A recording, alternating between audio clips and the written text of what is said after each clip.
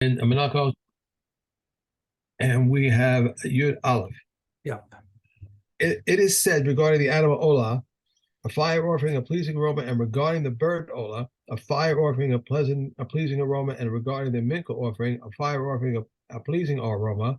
This teaches that there is no difference between the one who offers much and the one who offers little, as long as he directs his mind to heaven. Okay. Chullin.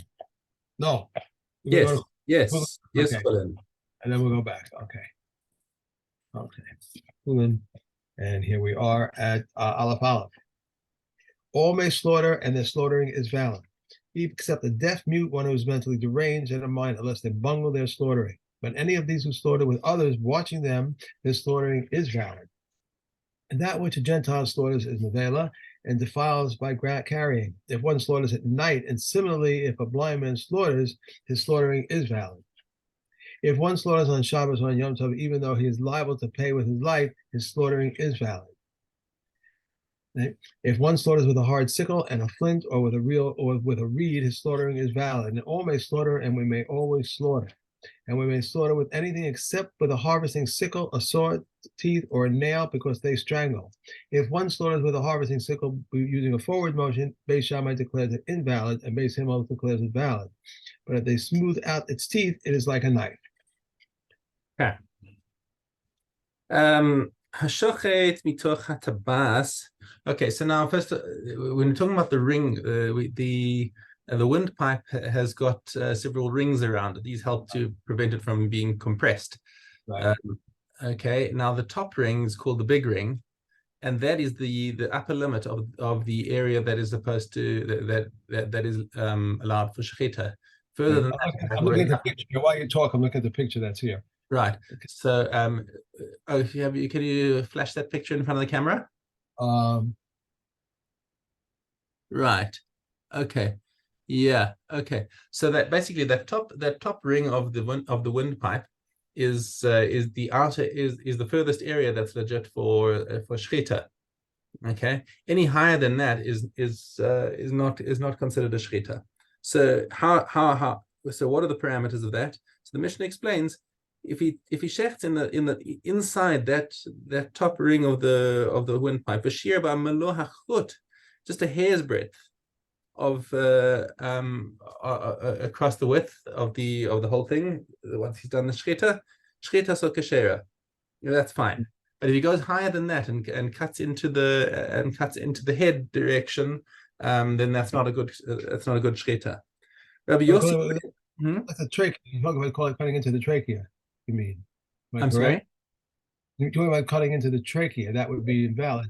Right. No, I mean, that's one of the things you have to do for the shechita is to cut the trachea. Okay. All right. But now, just it's worth learning at this point that the requirement for a shechita is to cut the majority of both simanim, both the trachea and the esophagus. Okay, so for a shechita of an animal, you have to do both. That's for a shechita of a bird, you actually only have to do one. Majority of one, I think. If my memory serves me correctly. The shechita of a, you only had to do one. Of a bird. Of a bird. Okay, all right. Yeah. So they have to cut between the trachea and the esophagus. The esophagus is on top, and the trachea. So they have to cut both of them, right? Yeah. But both of them only have to be cut a majority of the way. And that's why Rabbi Yossi Bar Yehuda comes in and says, "Melo hachut al panei ruba." You don't need to. It's not a problem to cut higher as long as the majority of the cut was inside that ring or below. Because if he goes up afterwards, it's just like he's cutting flesh because the animal's already been shechted as far as that siman is concerned. So it's interesting. I don't see. It looks like the Rabbi Yossi Bar Yehuda is arguing with the Tanna Kama. So I'm trying to understand the Tanna Kama's perspective. Why would he, if you only need to shecht half of the siman, then why would he require you to have the entire cut inside that area?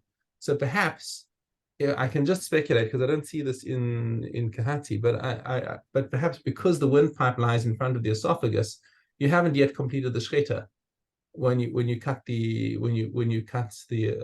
finish the cut of the esophagus, because he has to finish cutting the esophagus as well. How do they know where that is, though? I mean, it's closed. They can't see anything. So how do they know where exactly that cut takes place? Well, I mean, they should be aiming for the middle piece. That's why it's phrased in B'diavad phrasing over here that if he cut in that top thing, that like you're starting out way too high, mate. That's not the right place to do it because you're taking a chance of messing up your shchita. There's a whole big base of shchita all the way over here. Why are you starting at the top? Right. Okay, so this is talking about a guy who did start at the top and then he went up into the head direction. Now you got to judge, is this kosher or not? All right. Mishna Daled, shochet minat stadin. Now, what happens if the shochet comes and decides he's going to be clever and he cuts from the side of the neck? Nonetheless, shchita so kashera. It's still okay as long as he doesn't sever the spine while he's doing it. Okay, as long as he eventually does get to the to the windpipe and the food pipe at the before he severs the neck, that's okay. But it's not allowed to do it lechatchila because this causes the animal undue pain. Okay. Hamolek min hatzdaiden. Now talking about malika, we're going to be contrasting shchita with malika. Malika is what we do with a bird in the mikdash. Okay. Hamolek min hatzdadim, malika sapsula. Okay, if he does malika from the side, that's not allowed because the Torah specifically says it's got to be done from the back of the neck. Hashochet mina oref, but if somebody does shchita from the back of the neck, his shchita is pasul. Okay, because he's going to wind up severing the spine first. However, this says here, yeah. if this says, let me go back over here. It says if one performs malika from the sides, his malika isn't valid. If one performs slaughters from the nape, his slaughtering is invalid. If one performs from the nape, his malika is valid. And if one performs from the throat, his slaughtering is valid. If one performs from the throat. I hadn't finished reading yet. I was going to. Okay. So slaughtering from the back is invalid unless he manages to push the simanim around the back somehow, which is just I don't know, that's not recommended practice. Hamolek min haoref malika so kashera, hashochet min hatzavar shchita so kashera. So that's actually the lechatchila way of doing it. That's how you're supposed to do it. Hamolek min hatzavar, if he does malika from the front of the neck, his malika is no good, even if he manages to push the simanim out of the way, because the Torah says it's got to be done from the back. Shekol haoref kasher lemalika, the whole of the back of the neck is kasher for malika. V'chol hatzavar kasher leshchita, and the whole front of the neck is kasher for shchita. And turns out kasher b'shchita pasul b'malika, kasher b'malika pasul b'shchita. So you have an exact correspondence of whatever's good for one is bad for the other. Okay. All right. Now, in a similar vein, since we're talking about things that are kosher for one and pasul for the other, we have a similar situation with young doves and turtle doves. Okay, the Torin, the kosher b'torin pasul b'vnei yonah. So when you're talking about turtle doves, the age that they have to be in order to be kosher for the mizbeach is already pasul by b'nei yonah. Kosher b'bnei yonah, pasul b'torin, and vice versa. If they're young enough to be kosher for the mizbeach, for b'nei yonah, then they're certainly not kosher to be for the torin. Okay. But the difference is also that there's a middle stage during that sort of fledgling stage when they're changing over their feathers. Right. That's pasul for both of them. Okay, and that's it for Chullin. Okay. Back to Menachos. Well, that's not it for Chullin. We got a long way to go. Mm-hmm. Okay, Menachos. We have Yud Aleph Dalet. All minka offerings are processed in a vessel if prepared within the courtyard, and are processed without a vessel if prepared outside the courtyard. How so? The length of each of the shteich lechem is 7 handbreadths, and its width 4 handbreadths, and its horns 4 fingers.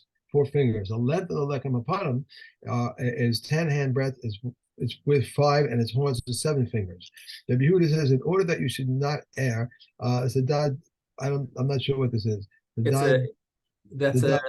an acronym. It's a which gives you the numbers.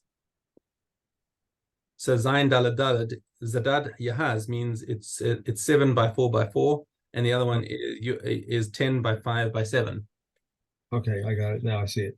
Ben Yoma says, and you shall place upon the table lechem table lechem upon him before me always. It should have faces, and it should have faces. Right. The shulchan is 10 hand Well, breadths long. it has an inside. More to the point is that it's baked so in such a way that it's actually got an inside that it looks, the way the lechem apanim is faced like that. Yeah. The shulchan is 10 hand breadths long and 5 wide. The lechem upon him is 10 hand breadths long and 5 wide. One should place its length along the width of the shulchan and fold its 2.5 breadths on each side. Thus, its length fills the entire width of the shulchan. These are the words of Reb Yehuda.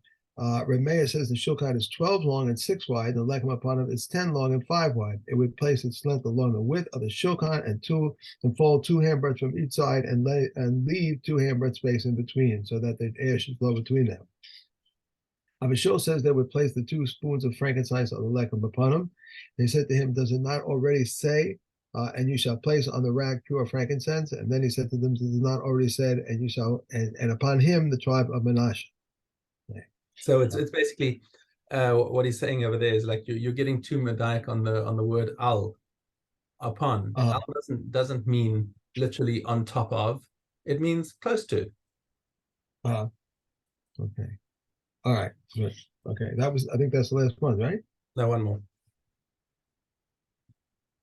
Oh, okay. You're sorry. I saw it in one place. There were four props of gold there, branch at their tops, which supported them, 2 for each arrangement.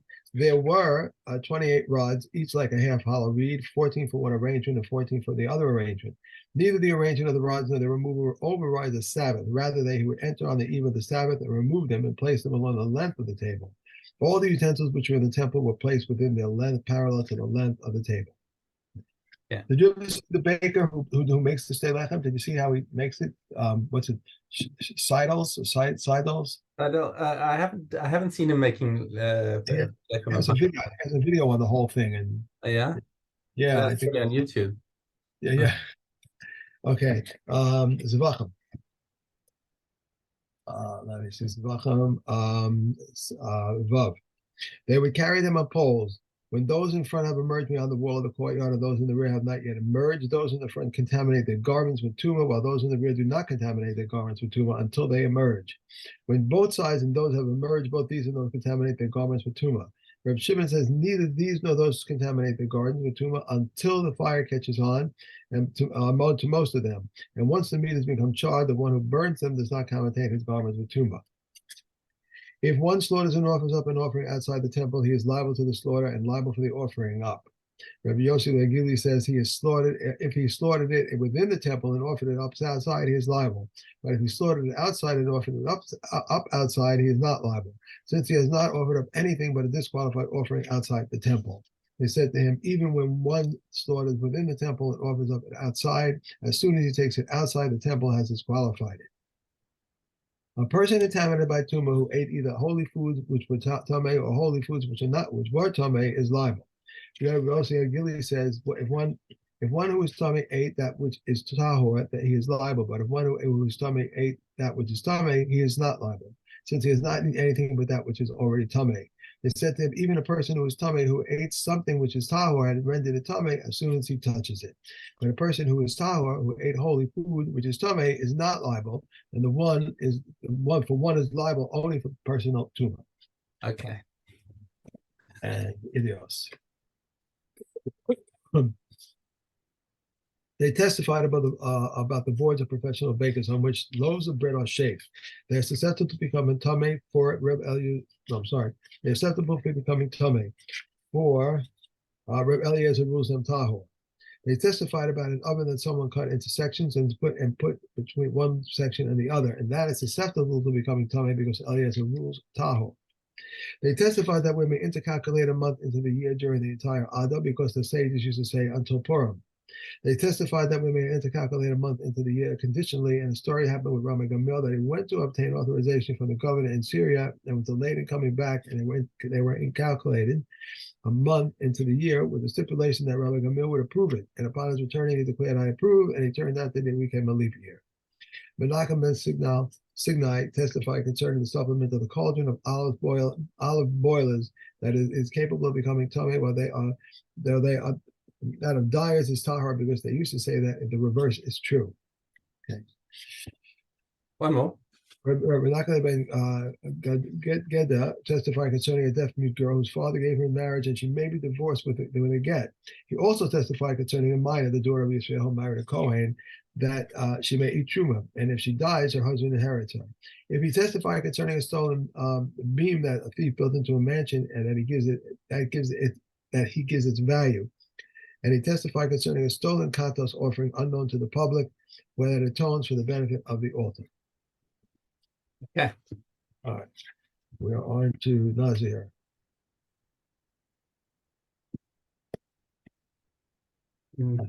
Hey. Okay. If there were people walking on the road and someone was coming toward them, and one of them said, "I am a Nazir, and this is so and so," and another said, "I am a Nazir that this is not so and so. I am a Nazir that one of you is a Nazir, and that one of you is not a Nazir. That you too are Nazirim, and all of you are Nazirim." Beit Shammai said they are all Nazirim. Beit Hillel says no one is a Nazir except he whose words are not fulfilled. Reb Tarfon says not one of them is a Nazir. If he turned back suddenly, he is not a Nazir. Berman Shimon says he should say, if it was as I said, I am a Nazir by previous obligation. If not, I am a Nazir voluntarily. If he saw a koi and said, I am a Nazir that this is a wild animal, I am a Nazir that this is not a wild animal, I am a Nazir that this is a domestic animal, I am a Nazir that this is not a domestic animal, I am a Nazir that this is both a wild animal and a domestic animal, I am a Nazir that this is neither a wild animal nor a domestic animal, I am a Nazir that one of you is a Nazir, I am a Nazir that one of you is not a Nazir, I am a Nazir that all of you are Nazirim, all of them are Nazirim. Okay. Because the koi is that strange beast that the buffalo, which is either a behemoth or a chaya. It has both aspects, and because there's that suffix about what it is, all of these questions could be considered to be true. Yep. Okay. If a piece of flesh of the most holy is pigul or nota were cooked with other pieces, they are forbidden to non-priests but permitted to priests. If Shimon permits to non-priests and to priests. If the meat of the most holy and the meat of the lesser holy has been cooked with ordinary meat, they're forbidden to the unclean, but we are forbidden to the clean. If a garment was dyed with husk of ola, it must be burnt. If it became mixed up with others, all must be burnt. So says Reb Meir, but the come and say it has become void 1 in 200. Okay, that's 3 short ones. Hara. Gimel, a base. There were courtyards in Jerusalem built on bedrock, and beneath them was a hollow because of concern for a grave of the deep. They would bring pregnant women, and they would give birth there, and they would rear their children there. And they would bring oven with doors on their backs, and the children would sit on top of them with cups of stone in their hands. While they would reach the spring of Sholach, the children would stand and fill the cups, and they would then sit on the top of the doors. Rabbi Yoshi says from his place, the child would lower the cup and fill it. They came to the Temple Mount and descended. Beneath the Temple Mount and its courtyards was a hollow because of concern for a grave of the deep. And at the entrance to the courtyard was installed a jug of katos ashes, and they brought a male sheep and tied a rope between its horns, and they tied the other end of the rope to its stick and wrapped the rope around it and threw the stick into the jug, and they hit the male sheep, which sprang backwards, and he took the ashes and consecrated the water, using enough ashes so as to be visible on the surface of the water. Rabbi Yossi says, do not give the Sadducees room to hold its sway over us. Rather, he took the ashes from the jug and consecrated the water. They would not prepare a katos by means of a different katos, nor a child by means of his friend. And the children needed to be sprinkled. These are the words of Rabbi Yossi Agili, and Rabbi Akiva said they did not need to be sprinkled. All right, Con. Okay, good. I got you there on time. Okay. You got me there. Thank you very much. You have a great Shabbos. Have a wonderful Shabbos. See you. Bye. Bye.